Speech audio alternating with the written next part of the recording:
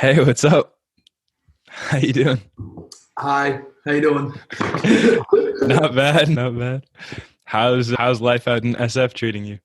Yeah, no, SF is great. There is almost no COVID cases around because people wear masks. There were 200 last week, and there are like 12,000 total. Yeah, has So, it been crazy over there since Biden was declared the winner? no, I live in Nob Hill, which I didn't really know, but it leans a little bit more red. Hmm. So I didn't hear a car horn. I didn't see anybody go out. It was just as dead as it usually is. But then like I walked to Fort Mason Park, I walked to like another park, and I went to the Mission, and I think I got AIDS. So Uh, yeah, it was very germy and people filled in other parts of the city. that's cool. So yeah, one of the craziest things for me about you is I first, as I mentioned to you, I saw you on the Gen Z Mafia server, and I started poking online, and you said that you cultivate this. You said this on Twitter. You said you cultivate this internet Chad personality. I was just wondering if you wanted to explain what that means. My story is fairly unique in the sense that like 4 months ago, I still don't know how to code, but 4 months ago I didn't know how to code. I was a junior in college and I had no company or business or anything like that. And Hmm. so once we started Gen Z Mafia, I was like, this is it. If I think personally I'm not stupid, so now let's go prove it. And once I had something to evangelize, I was very quickly just, how do we just make sure everybody knows who I am? And then once I meet them in person or something, I can flip their opinion. The important thing is to just be known. And so it seemed to me that people who are just very abrasive, very loud, very authentic, or like just very say whatever they think end up being labeled controversial. And that's a really good way to grow. So Okay. Okay. that's like the internet Chad personality. It's not really like some sort of it's not like me being an asshole or me. It's just me saying whatever I think that comes to mind. Sometimes it's stupid, sometimes it's really smart, and most of the time people are just like, "Oh, cool, Sudarshan," and so it just goes into their head, and they just remember the name and nothing else. What's the most controversial thing you've said online? I don't have anything that like I think is controversial. I'm not like women shouldn't vote or like this or that. Like I'm very a normal person. I'm just like everybody should be equal. Don't get involved with other people's problems, be a normal person, make some money, help people if you can. I think my tweets are fairly normal. I'm not afraid to call people out on their BS, which is how I made a name for myself on Clubhouse really early on. Hmm. Like it was like 2 a.m. one day and Jason Calacanis was on Clubhouse and I was just grilling him. And then he was like, "Oh, so you never made any mistakes?" And I was like, "No, actually, I'm in the middle of getting canceled right now. I need your help." And like he talked me through, and he's all right. This is probably how you should respond. And I was like, "Great, cool." But it's just, I think, a combination of I had access to all the people thanks to getting starting Gen Z Mafia and then getting on Clubhouse in August, or just even like doing the fireside chats in Gen Z Mafia. So yeah, like I basically was able to like make sure everybody knew my name really fast. And so I was able to fake, oh, I definitely belong in tech until we built a team, built a product, and then actually I did now deserve to be in tech. So I think like that internet Chad personality, it's just other people have labeled me as this controversial person. So I've just decided, okay, I'm going to lean into it. But it's not controversial. The people 10 years older than me that are like eugenicists or something like that. I'm just like, everybody should eat and we should have these things that all the socialists want, but we should also be trying to make money. So we should be capitalists and help people. And I don't know. I think I have a very normal, moderate view of the world, and you can't be moderate. So that's radical in its own sense. Okay. Yeah. How long have you had this desire to break in and belong in tech? I've been grinding since I was 15. I'm 20 now. Cool. So I've been trying really hard. I just didn't work until I finally, and I didn't also wasn't really convinced about anything else. And then I started Gen Z Mafia and I was like, oh, this, I know exactly what to do with this. But I've been grinding for 5 years. That's the other part that people often overlook. Yeah, what didn't work? What was the first thing that didn't work? The first step is it probably takes a year at least to get acclimatized with Twitter, to understand who people are. For me, I wasn't a builder, and I was in Richmond, Virginia, Charlotte, North Carolina, Clemson, South Carolina. Like, I was on the Southeast, lots of brain drain, not really a whole lot of tech. So the biggest parts were just first understanding what's the culture, what are the people like, what do I actually even need to know? How do you build a business? Like, I got the product management, the business stuff, all that through like years of just osmosis on Twitter and reading and meeting people. Those are the things where it's like, are there ways to go in cold and truly hack the system and be an internet chat or whatever you want and start thriving immediately? Probably, but I've never seen anybody that hasn't spent years and years just doing a ton of groundwork. And then they look like overnight hits, but that's because we've all seen how Twitter works, or what is the right avenue, the right channel, whether it's a Medium post or something else. And then it's just been a matter of just trying to break into that medium through a bunch of different ways.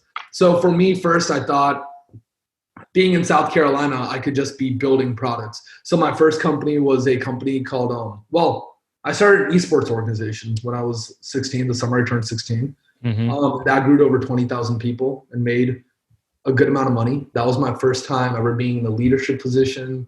I learned a lot of social skills. I learned group personally, but also just having to manage 20,000 people is really hard. So we very quickly I had to just scale, and I did. And so I learned a ton of things that I never would have. And the biggest thing was, it's the people that matter. So I'm just a delegator. Like, I just bring people together, give them the vision, figure out how do I get them the resources to build. But in the end of the day, they're the ones building.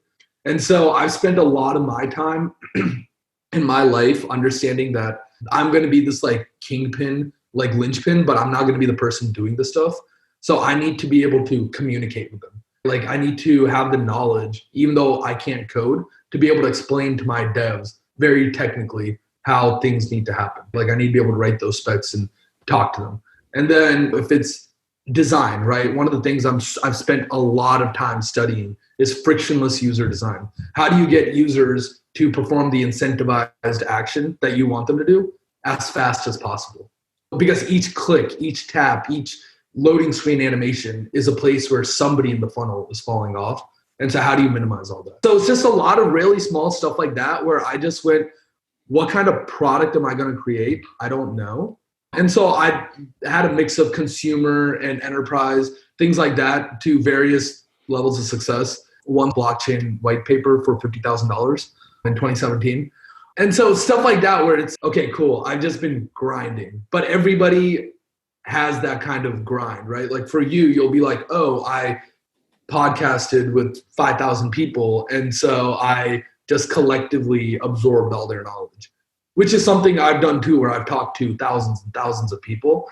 And so I've just like collectively just internalized a lot of the lessons that they had. Mm-hmm. And so I think the biggest things would just be that it's not really what I've tried and like failed in the past, which there was a lot. There was Eventbrite with no transaction fees called Party Talk.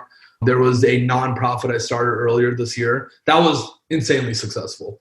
And so that nonprofit and Party Talk were probably the first two things that were successful. And so I knew that, okay, I've got the skills. Now I've got to do the branding part of it. Now I've got to go play the game and get into SF somehow. And so like Party Talk had 100,000 users within 3 months. And I made it last October. And that was just for me to promote parties easier because I was a party promoter in college. And then the nonprofit I started, I used all no-code tools to build the payment infrastructure to sell gift cards online if you're a restaurant. And so we had over 1,300 businesses sign up on our platform. We got loads and loads of press like Inc., Adweek, CBS, ABC, all those things. And then the team grew to over 30 people, all working for free. And then the SEC finally shut us down in 5 weeks after we started.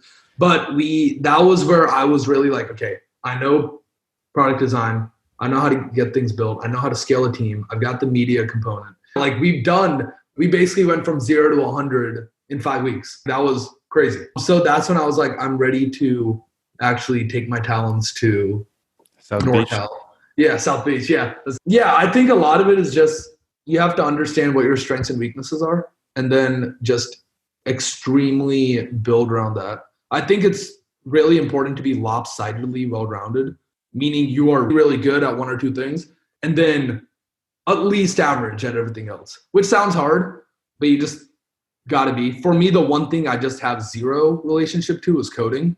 But for me, being well-rounded in that, in a managerial position, meant I just have to understand how do I communicate with my coders to get the product built. And as long as I can get everybody to execute, then I'm good.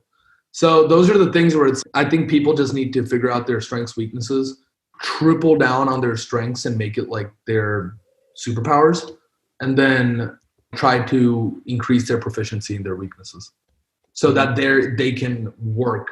Like, as long as you can execute, that's all that matters. Okay. How did you end up in SF? Okay.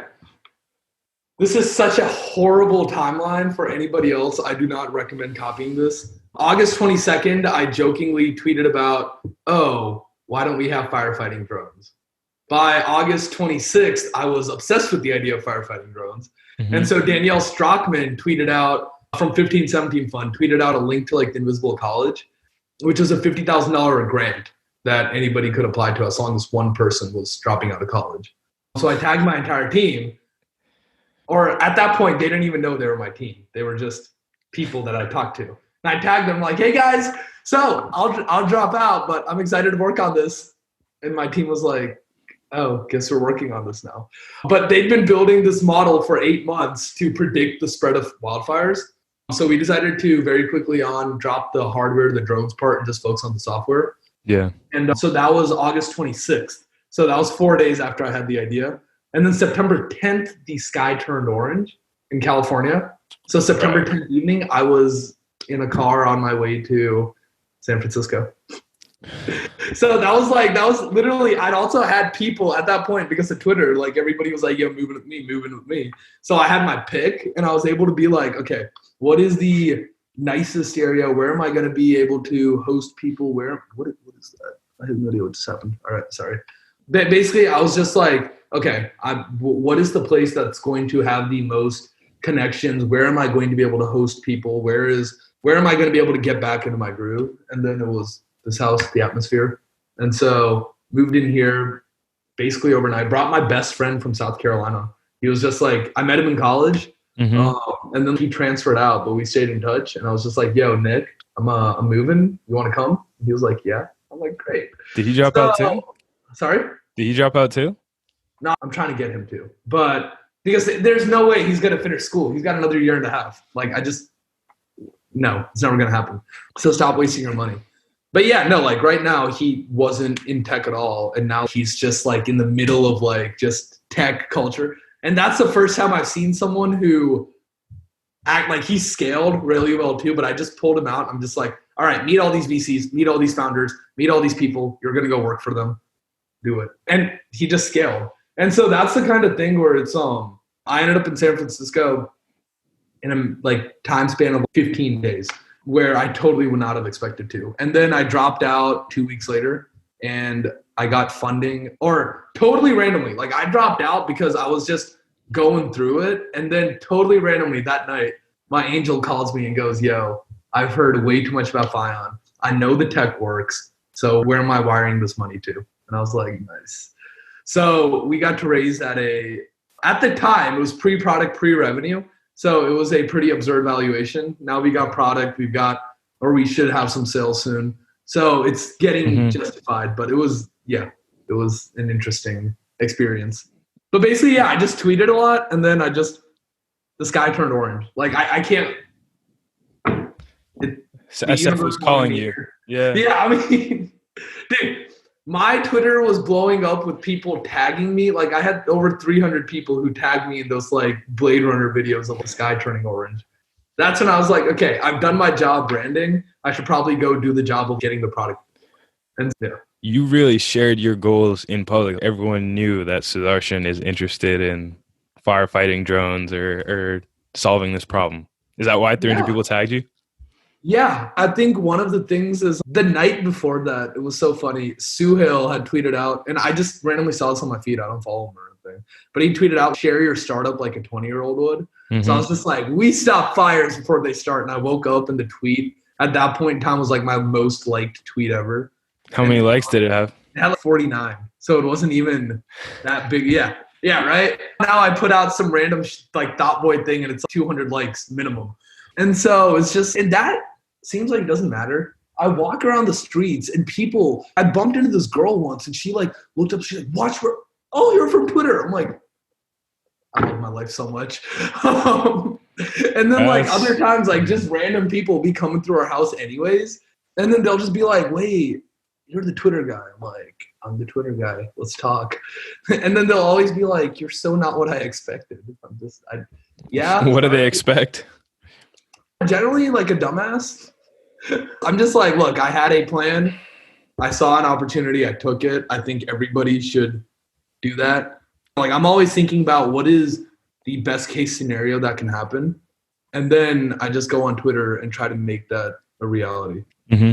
Um, So Twitter was this medium where you tried to break in and forge your path. So who was your right? Miles Davis had his like Dizzy and Bird. So who is your Dizzy and Bird on Twitter?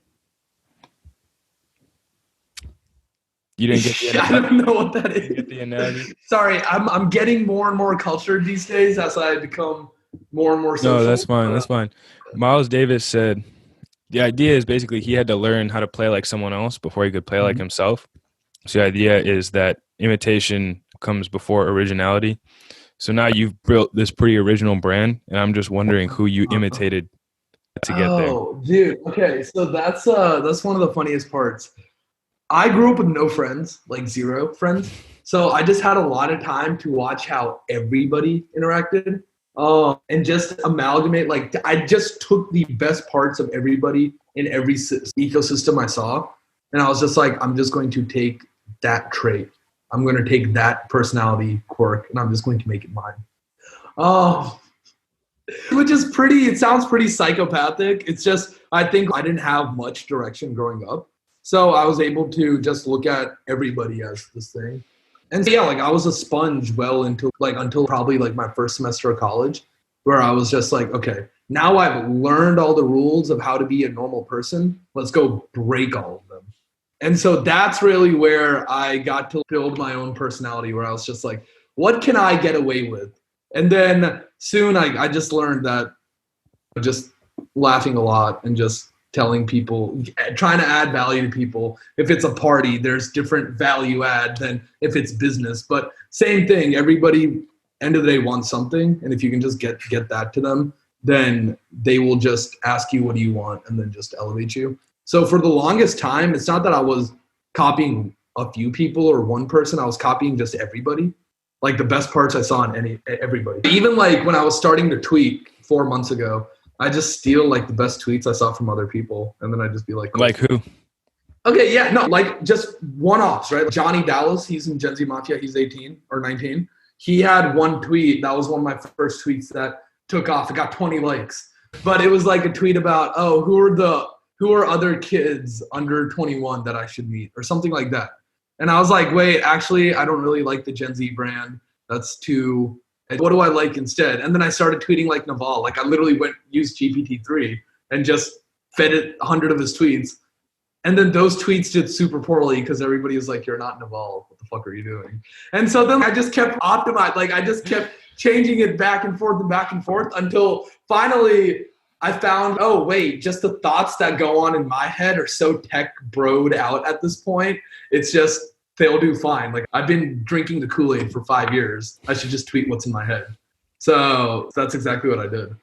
And where'd you get the Kool-Aid? Who did you? So you're asking who are the people in tech that influenced me? It's everybody. I don't know how to put it. Like when I watch the Twitter fights between people or things like that, I'm just like, this is something I want to replicate or it's not. Like at this point, it's just so subconscious. And so many people come across my feed. I'm very liberal with that follow and unfollow button. I'm just like, I want this content, more of this or less of this.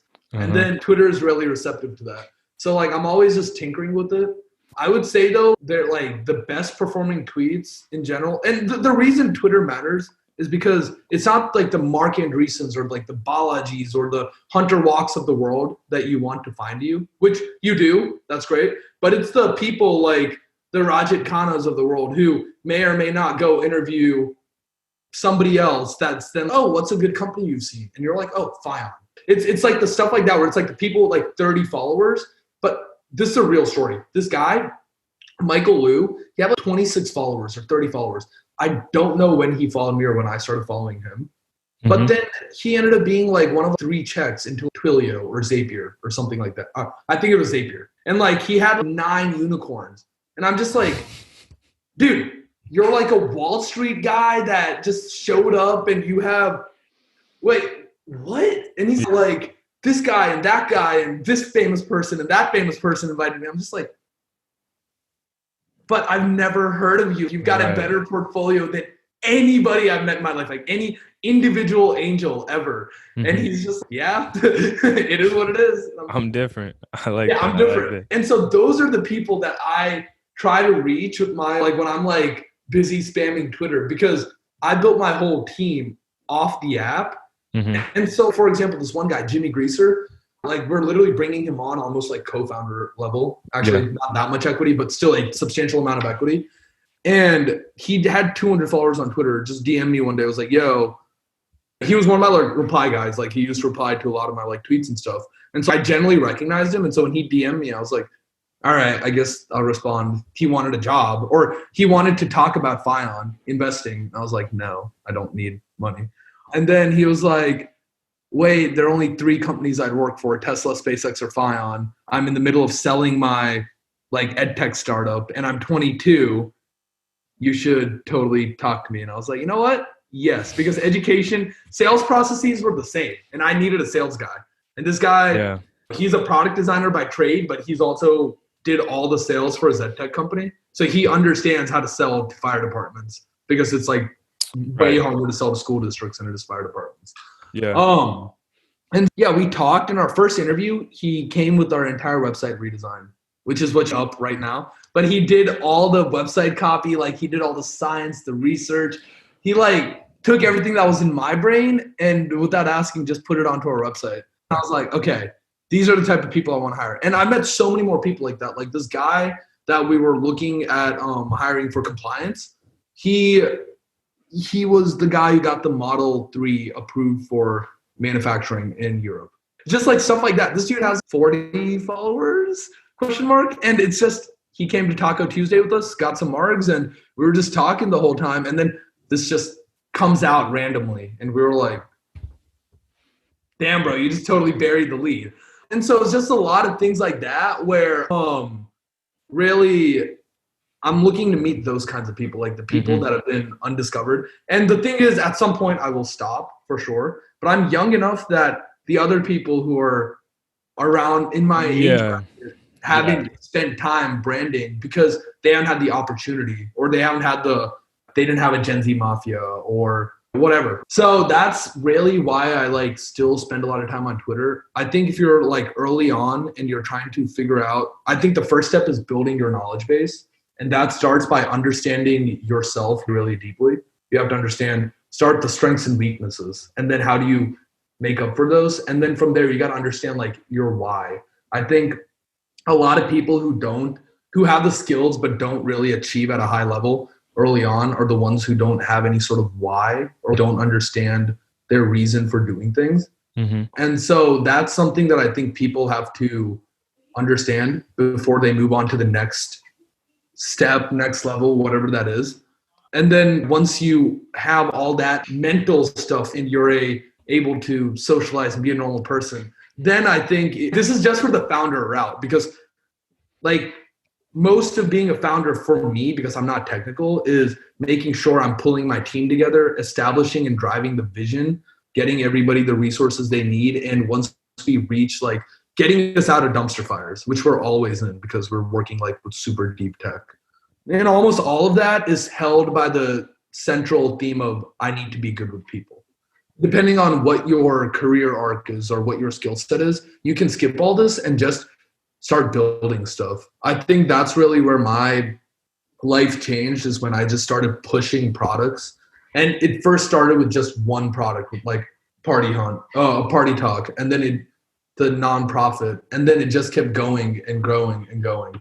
And so that's like where I think I really differentiated, was my ability to get things built, because I always knew one coder, or I always knew one person that could do something. Or worst case scenario, I get a pen and paper out and I just start sketching.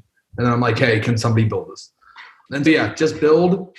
Follow a lot of people on Twitter. I guess like the starters would be journalists who are covering the thing, podcasters, people who are really highly networked and don't seem like they do anything, but those people are VCs. You want to follow those too. So there's just a lot of people that have done their time that have now like retired. And so they've got a lot of time to just meet people because they're VCs. Those are the people I'd follow. I would just see who are they interacting with, what trends are they talking about, and just anybody you think is important or inspirational, just see how you can add value to them in any way. Also, all these people to open their emails. If you need something and you're not like, I need $10 million at $100 million valuation to build my company. If you're not like being stupid, people will respond. They'll engage in dialogue with you. They'll be like, I'm going to pass because of X, or I think this is smart, or whatever. Yeah. Sorry. That's just more advice. Yeah. So your whole team was the brainchild of Twitter, it sounds like. So what about all of your people on Twitter? I'm assuming you didn't really meet any of these people before. So what about their online brand clicked with you? Dude, I said earlier, like I've met like thousands and thousands of people. I think one of my superpowers, especially because I got my start investing in stocks and writing about that. Like I had an investment blog where in 2015, I wrote that Amazon will be the first $1 trillion company. Like things. So I was really good at just like looking at information at a really young age and just pattern matching and synthesizing all that information in order to understand what's going to happen next, or generally be right. Nowadays, I've taken that ability and transferred it to people, and trying to understand people just by a few minutes of conversation, or looking at their social media feeds, or just even like how they carry themselves, their quirks, their physical traits. There's different things, different tells in everybody. So I just spend some time just trying to like get to that and coming up with my own like conclusions of what I think people are going to be like before I meet them. And then I'm always just like changing it in my head, like constantly, okay, this is how to handle this person. This is how, this is what's going to make this person tick. This is blah, blah, blah, blah, blah. I think that, like, I basically archetype everybody, right? I'm always, this person fits into, give or take, this mold of this other person I've met before. So I think that makes me a really potent, like, people person. I'm very quick to trust because my gut's normally not wrong. And it's not wrong because I've been burnt a ton of times. I've been through a lot of internal team problems, co-founder problems, just people problems in general. Once again, it goes back to that whole, my job is to be good at social, like to understand people and understand what makes them tick. And for that, going to college and getting that social life that I was missing throughout high school, middle school, just growing up as my whole life, that was like insanely pivotal. So I dropped out of college, but I was there for 2 years. I was on city government, student government, all like party promoter, all that stuff. I was like all about just how do you get in the intersection of helping people and helping yourself. And once you can do that at a small scale, you can do that at any scale, I feel like. And that's just what tech is, just finding people, helping them. And then I think where people really differentiate is when they start to be like, oh, I've worked with this type of person before. Let me just do what, like, I think it's just a lot of just getting a lot of just repetition and hands-on just doing. Yeah. Older you get, you can skip a lot of those steps. Like my friend I brought from South Carolina is probably going to get to skip 90% of the grind that I put in. Just because he's like naturally smarter, like, than I was starting out. but also just because like he's in the right environment now. So a lot of that too is the older you get, the more money you have, you can afford to spend money on rent in San Francisco and just move out here, try to hustle. And so you talked about, this on Justin's podcast too, but you said that you were very awkward as sort Yeah. of preteen. And I was really awkward until 2017 March. yeah. So what was your life like middle school, high school? Work. Like I was always just reading, writing some more, trading stocks, reading about stocks, writing about stocks, trading stocks, reading about business people, writing about business people, reading about politics, writing about politics. I probably could not write a 2-page paper now. Actually, that's not true. I just wrote a 7-page paper for Chamath's climate challenge, which we placed top 150. So proud of that. But no, I think a lot of it was just really early on. I read so much. Like I read my entire elementary school library, like 6,000 books in like 2 years. I was just always reading, and then I started writing because the books got boring. And so I think that there's something there as far as the critical thinking. That's all I was doing all day. And then I was trading stocks like all day long. Initially, it was like fake money. And then my parents saw that there was so much. Actually, my 4th grade computer teacher, brought my parents in and were like, hey, we did the stock market game.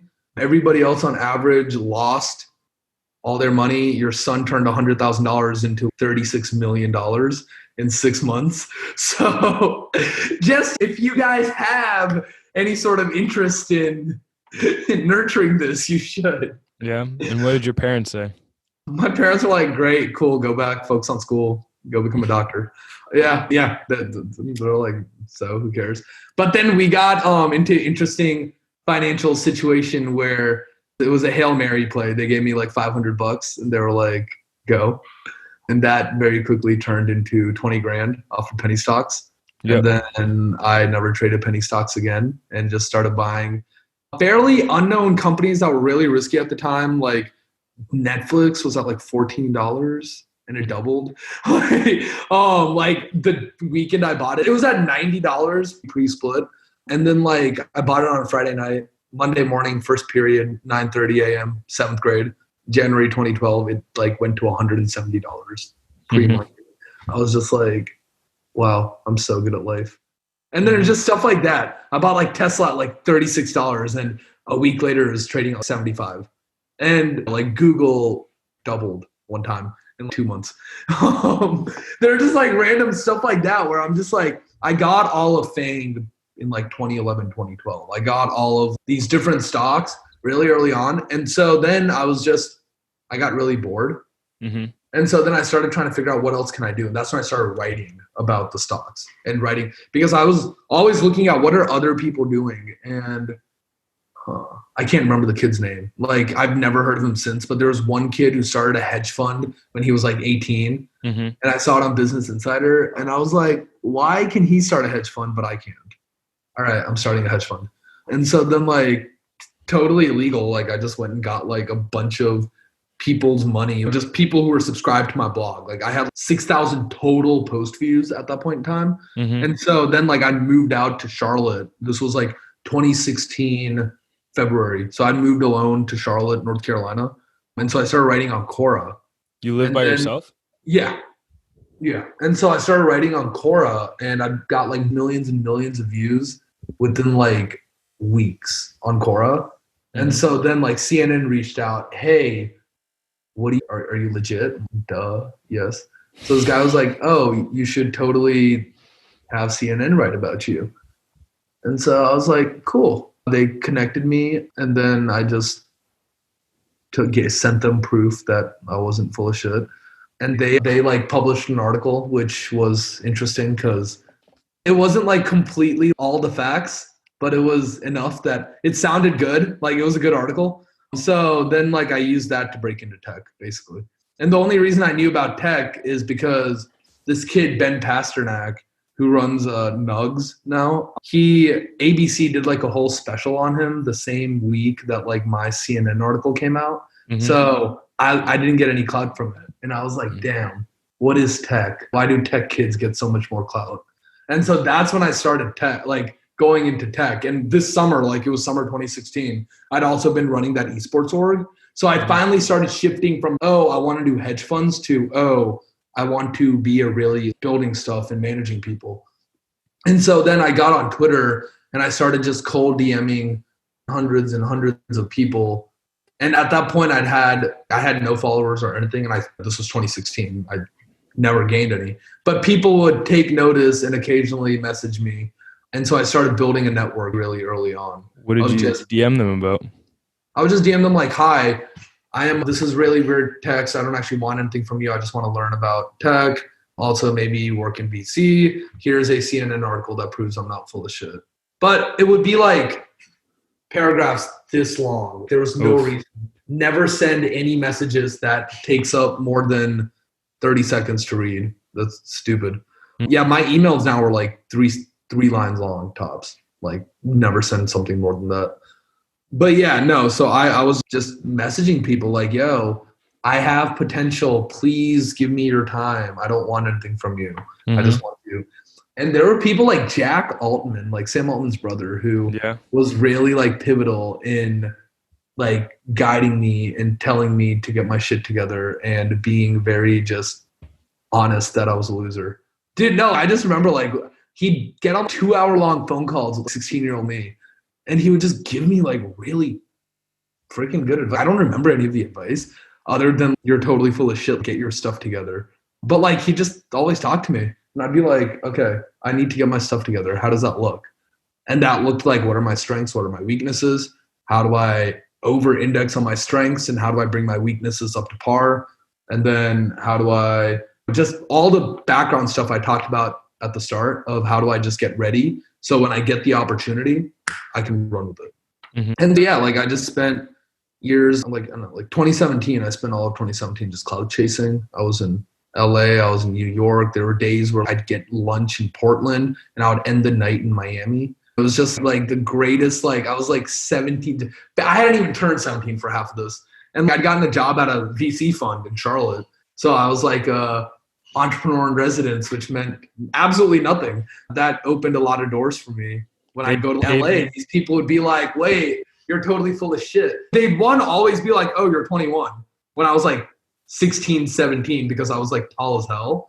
Oh, and thinking about it now, I'll go look at pictures myself and I'm like, there's no way this passed for anything. But then, yeah, it did. Like I'd get in everywhere. I'd never have an ID. I'd go to these like red carpet events that I just crash. And people always loved me. And so it was a lot of it was just, even when I had no friends socially, I was still like able to move with people at a higher level because all they care about is money. And, oh, look, here's somebody who's a VC who has money, which is totally not true in any means. But that gave me like the experience I needed and bought me the fake credibility to go ahead and just say whatever I wanted, do whatever I wanted, talk to whoever I wanted. And so then like I started a blockchain consulting company and that was whatever. And then that shut down. And then by 2018 February, I was like, okay, I'm going to focus on social skills. And by October of 2018, I was like, oh, this is really boring. I have way too many friends. I don't know what to do other than party. My life is so miserable. I need to get back to work. And that was like a good like mental reprieve for a short amount of time. And then I was like, I need to hit it. I basically, within a matter of like weeks, like raised very small amount of money, but it was only 30 grand. But like I raised it with no product, the valuation was $200,000 valuation. This time when I raised with no product, it was like 40 times more. But yeah, it was a good time in general. Just my life, like I look back at it, just like my childhood. Normally it sounds miserable. I feel like I was miserable for a lot of it, but it's way better to be miserable when you're like young and barely remember what the hell's going on than it would be if I had to grind right now. Like I'm grinding, but it's a totally different grind.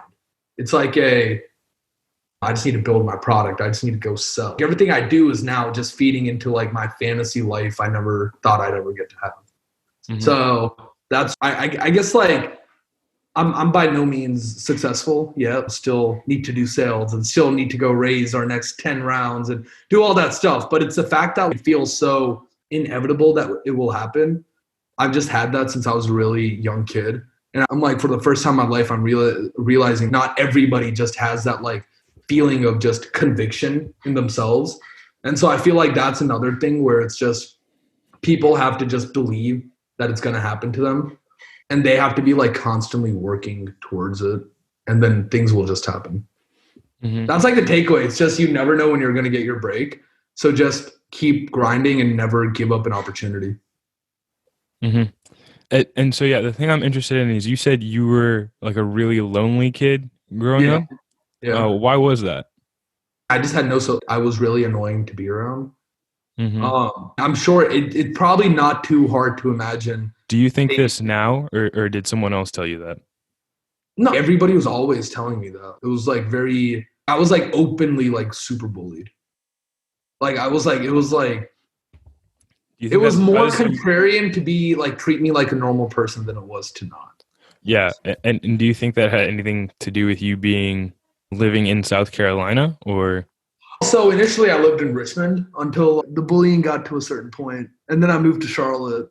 And then Charlotte was where I got a fresh start, and I was more cognizant of my like, oh, these are all the mistakes I'm making. Like I talk too much. I don't really feel like I have a substance. I don't think anybody has the same interests as me, this and that. And it could be virtual. Okay, once you get to high school, people actually start thinking about life and like what they want to do. But by the time I got to high school, I was just like, or by the time I got to Charlotte, like 11th grade, I was already like shutting down, not talking about stuff. I was like understanding, okay, I've got the part everybody wants. Now what's the part that everybody has that I don't have? And so that's when I started just shutting up and listening. And so it was like partially my fault too, that I was like in high school, like a loner until senior year, but I was also just not wanting to, that was a better outcome for me, in my opinion, than it was to like make the same mistakes again and again. And so I just waited and took my time and tried to understand from a very first principles approach of like, why did this person do this? Why did this person do that?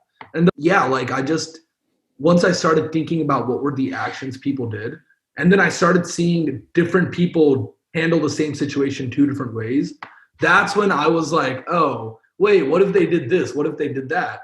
And then in my head, I would just run through situations. And even if I'm standing in the shower, like when I was younger, like I would just be running through social things or, oh, why did I say this in 3rd grade? What was wrong with me? I don't know. I just remember things like that where I was like, oh, wait, here's how I would have handled this situation from 5 years ago totally differently. I'm really glad. Like I had this like really what I would consider at that point in time, like just miserable existence, because now I don't have to have that. So yeah, it was just like everybody's got to do their time. I just got to do my time like opposite of everybody else. Because everyone else has to do their time to figure out what they want to do. And you did your time to figure out how to, I guess you call it, be a normal person. No, yeah, like literally by doing my time, I got to maximize like my like happiness for the rest of my life. Like, and you would say it shifted in college? Yeah, so it shifted senior year. Like when I was traveling so much, it's impossible to travel and maintain the same views of the world that you have. And so I was just like, I was traveling on other people's dime, which was really nice because then I just had money to buy clothes and had money to flex and had money to do, like the money I was making was going towards very stupid, superficial things. But it's what like really let me change my worldview, change how I look at just like I saw a homeless guy get stabbed in LA 3 days before I turned 17. And that was just like a very pivotal moment in my life for a long time. I don't talk about it a lot anymore, but it was just like, that's really where I started defining my why and understanding, holy shit, like I thought I had this very not great, like financially, socially, all this other stuff. Like our life was really hard until I pulled myself up from the bootstraps. But what I didn't realize was like, there are just people Dude, coming home to a meal every day isn't guaranteed. Coming home to a family isn't guaranteed. Coming home to a home isn't guaranteed. And so that's when I started like being like, oh, I need to start looking outside of my bubbles. And so that's how like my whole life has been. Like even going back to Twitter, it's just been like, oh, I need to continue to look outside my bubble. I need to be exposed to more, even if I think they're like bad ideologies or thoughts. I need to be exposed to that. I need to be exposed to more people. I need to be exposed. And so I'm always being driven by that. There is more room for me to grow. How do I go do that? And for the better part of 5 years on and off, it's been Twitter, but I'm sure at some point it'll be other mediums. And like now, like I'm slowly, unless I want either serotonin hits or when's this podcast coming out, by the way? A week or two from now. Yeah. Okay, cool. Yeah. So I can say, yeah, like we're about to start raising. We're finally about to go on our seed round raise. And that it's going to clean up faster than anything I've ever done. Just because the second I put out, yeah, we have a few fire departments using us. Here's a white paper of our tech working. Who are the best investors I should talk to? All the people that have just been like emailing us, DMing us and waiting, but they're going to be like, yo, come to me. And I'm just ready for that. But it's taken 5 years of building to get to that stage where, oh, I can put out a tweet and now I can guess in 7 figures how much money that tweet is going to generate if I want, right? And that's one of those really, oh, I just live a totally different reality than most people I know. But I think everybody can get there. And so like right now, a lot of what I want to do with Gen Z Mafia is setting it up in a way where we can help other people get to that point. And we can also, like, where people no longer have to really depend on connections or are they from money or this or that. Like, I used to always be like, oh, all these people going Silicon Valley is a boys club or this or that, they're all stupid. Look at me, like, I'm not in the boys club. Fuck you guys. But now I really understand that, no, I got lucky. And so it's my job to try to help people break that cycle of luck and make it a little bit more, okay, if you have the skills, you'll get rewarded. Yeah. When are you planning on sending that tweet out?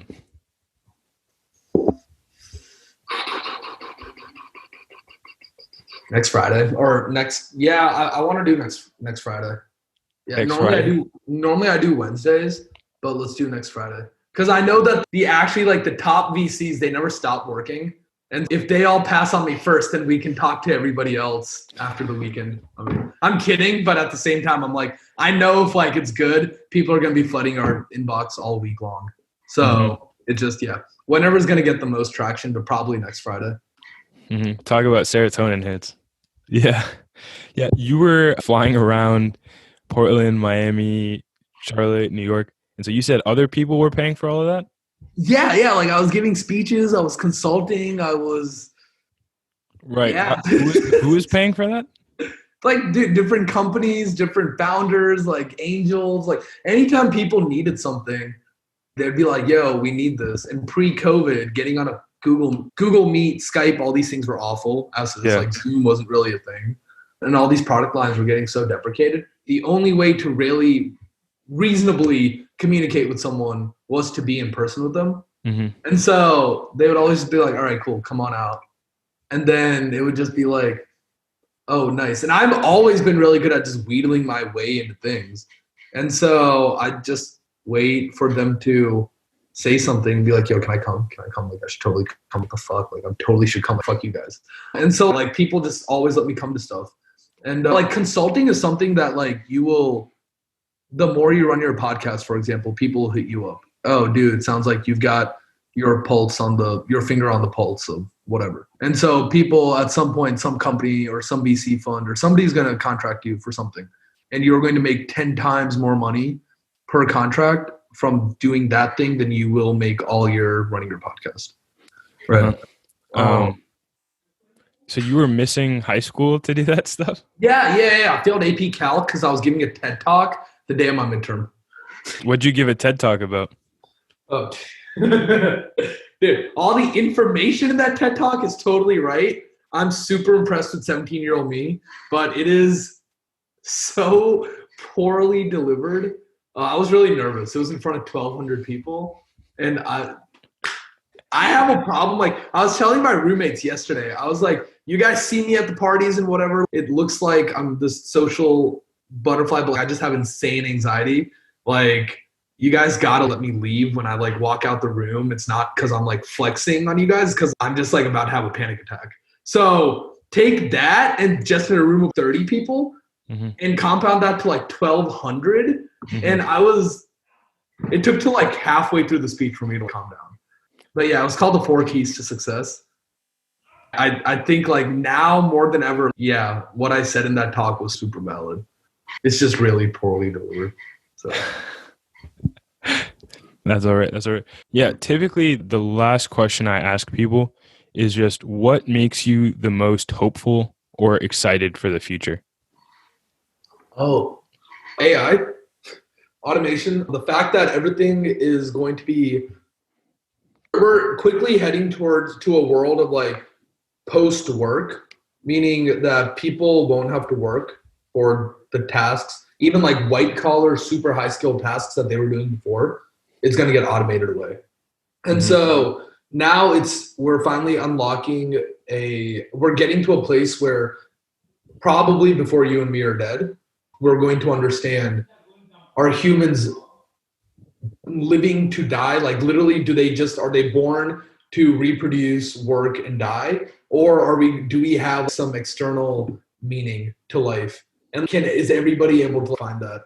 That sounds really like grim, because the answer could be, oh, no, like we're literally just meant to be born, reproduce, die.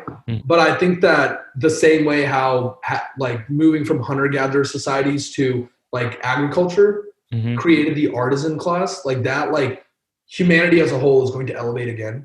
I don't know what that looks like, but I spend a lot of my time thinking about, once we get to this world of automation, who are the people that are controlling the levers? Like who are the people that are going to own the infrastructure to make a difference, make a change, do whatever they want? And then how the people on the flip side, the billions of people who don't have access to that infrastructure, don't have access to the like able to create it, how are they going to be affected by, how's the people in Nigeria when even like the picking the rice or whatever they were doing now just gets automated and it becomes way cheaper to use robots? What happens to their life? And I think if people like me, like people in San Francisco, people young enough that are going to be the ones building these things, like if we are looking to unlock and maximize human potential, it's going to totally change how the future is built. And so that's, right now I look at myself as, I unlock everybody I meet. Like I try to, my team, for example, my roommates, anybody, anywhere I go, I'm always trying to like, how can I add value? But now it's like, for the first time ever, we're getting to a stage where if we build things the right way, we can unlock all of humanity and its potential. And that's not just for economic gain. That's just, we are going to be living in that like flying hover car, like massive, super nice city, like Gilded Age type environment. What happens then? And so that's like the thing that like makes me most hopeful for the future. But the framework I just gave you can also just be flipped, and you can very quickly go, oh, the wrong people get control, we're fucked. And historically, the wrong people have always gotten control of these things. Right now, Cloudflare is your only DNS provider that like really matters, right? Like they're building for the new internet on the old internet, right? Like you've never thought of Cloudflare as some super monolithic company, but they're better positioned than 99.9% of even big tech to take over the reins of whatever comes next. I'm not talking about automation, but I'm talking about just the internet. There's a lot of people trying to like graph knowledge, things like that. Cloudflare is there. You've never thought of that. Like I never even thought of that before people told me, right? Like why is Verizon, the internet's going to be the most important thing ever. Verizon, AT&T, Comcast, like they have a monopoly on the future of development. Like humanity as a whole, in the US at least, just 5-10 people, like companies have control of all of that. And then you look at Tesla and or Amazon, right? Jeff Bezos is a fucking nation state.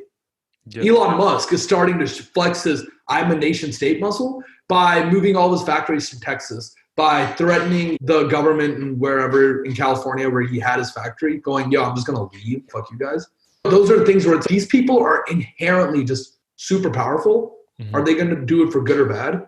And it doesn't really matter because I just plan on getting to that level and doing it to unlock human potential. Mm-hmm. Mm-hmm. That was such a long answer. Holy shit. Yeah. Sorry, I'm just really tired today. It's all good. It's all good. Yeah, I saw Naval was talking about a similar thing where if you automate everything, you give everyone the potential to have creative jobs, which is why I like the fact that you mentioned artisans. Because then if you let people focus on making art, that does elevate mankind in a way. And so, yeah, we'll see what happens. I'm excited, right? We're still pretty young. And so the world's unrecognizable from even 10 years ago. So it'll be interesting to see what happens 40 years from now. Our education system, ever since we started moving towards STEM, initially we saw like an immense, like immediate ROI when we needed it in the Cold War, building the nuclear bomb, the space race, all that stuff. And then we're seeing the long tail effects of that in the sense that we just completely stripped liberal arts education out of everybody except people in really high property tax, generally wealthy areas, or people that, you know, can go to private school or just super smart, or just like really rare self-starters who can go learn these things. And I think when we can start integrating liberal arts back into a lot of stuff, giving people a full humanities thing and emphasize that, I think history is the most important thing ever. I think the saying history repeats itself. It's not like history doesn't exactly repeat itself, but it totally rhymes. And I think that people need to have a deeper understanding of what is going on, why are things going on, and they need to be able to like apply some critical thinking to understand where things are headed.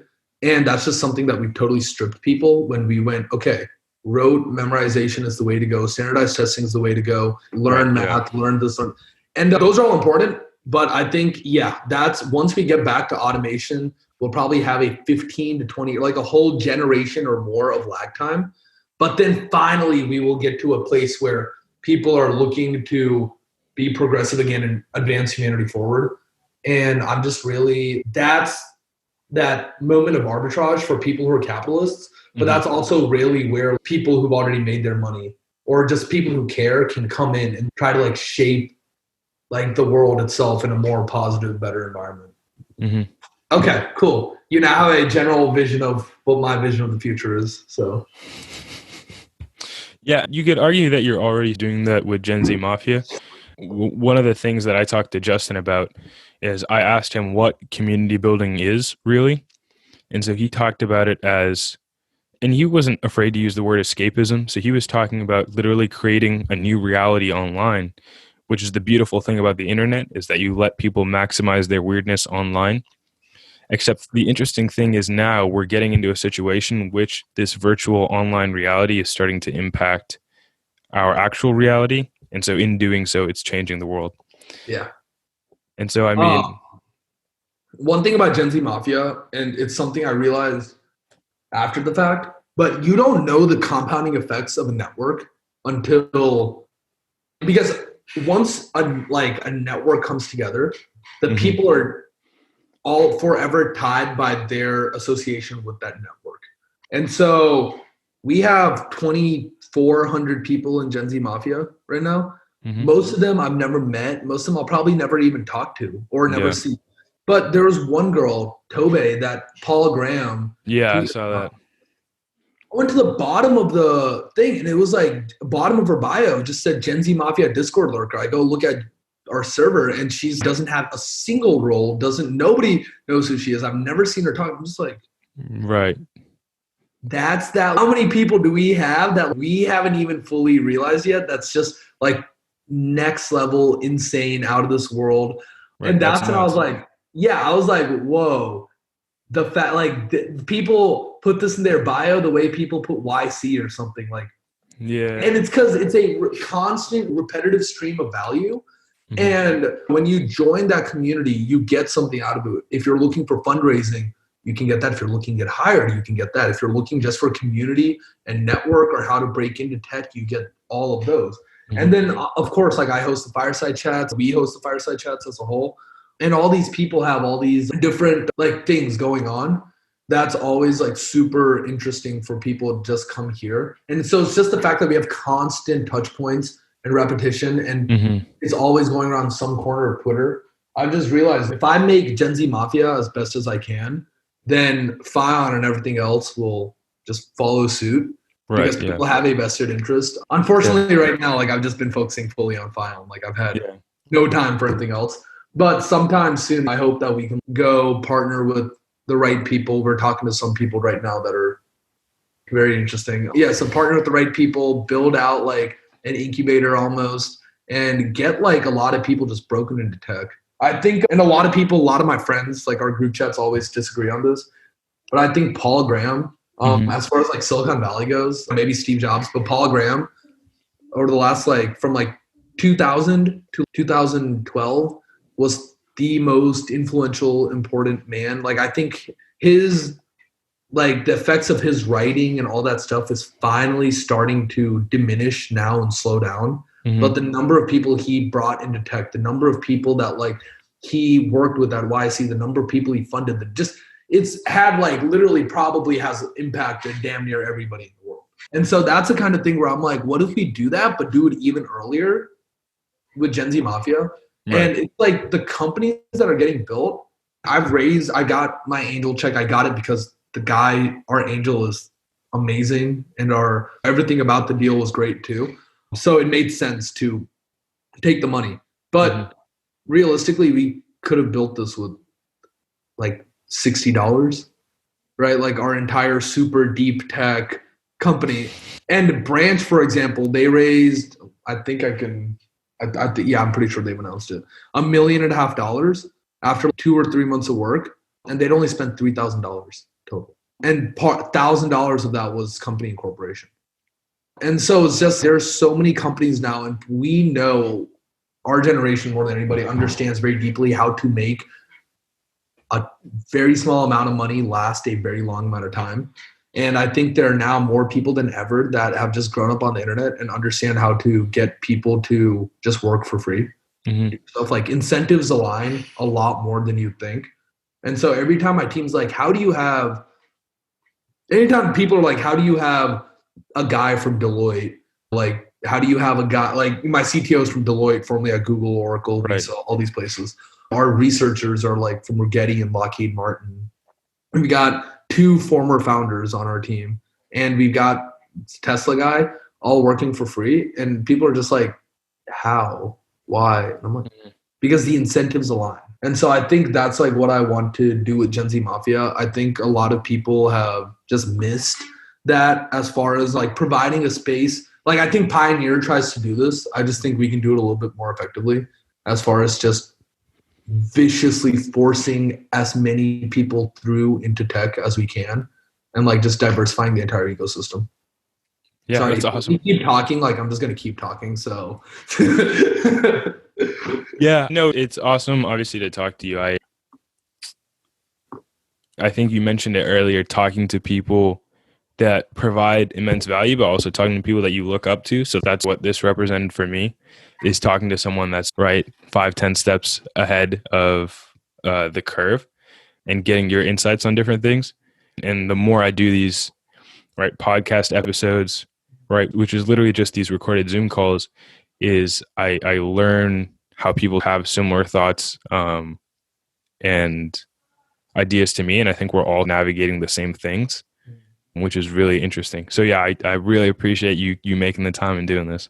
yeah, of course. And the last thing I'll leave you with is just build, just do it. If you have an idea, there's this guy from Gen Z Mafia. He stopped by our house a couple days ago, and it just blew my mind how he had people lined up, like customers lined up and all this stuff. But he works at Bloomberg as a software engineer, and so he just was like, "Wait, it's going to take me a while. Execution's my problem. This and that." I'm like, "Shut up, quit your job. I'll get you a $50,000 check. Go build." Like, I'm like, that's either you do it or you don't. Like, I dropped out before I got the check. Like, I just knew it. So stop worrying about what if this, what if that. If you've got 2 years saved up, dude, just go do it. Even if you have nothing saved up, just go do it. What's the worst that can happen? You're going to be way better off than you were. And that's the thing. Something like I hate like telling people, but it's totally true. It's just as long as you do it, even if you fail, you're going to be totally fine. Once you're in the ecosystem, it's a circular economy. People understand that the same person that failed when they were 20 is going to, at some point, more than likely, they will have a hit. They will have a $500 million, $1 billion exit. They will have some, like assuming they meet some criteria. And so I think that's for a lot of people, you just got to say screw it and go for it, because you're going to meet other founders. You're going to meet a bunch of VCs. You're going to build those relationships. And in this ecosystem, if you can't raise like $500,000, then you're probably not ready to be like a founder yet. If you just can't go out there, either you have a product or you've got letters of intent or you've got just that ability to put a team together and explain the vision, something like that, like the amount of capital out there. We just printed $6 trillion. Most of that came whether through Google ad spend or through like enterprise, whatever, or cloud spend, or most of it came back to tech. And most of it's then filtered down through the system by now. And just the money managers have way more money than ever to manage. Mm-hmm. And so you just got to be able to either make sales or fundraise some money and just do it. Sorry. But yeah, my final advice is carpe diem, seize the day, go do it. Fucking knock that shit out. Okay. Appreciate it, bro. Appreciate it. Thanks so much. And awesome to talk to you. Take care. Bye.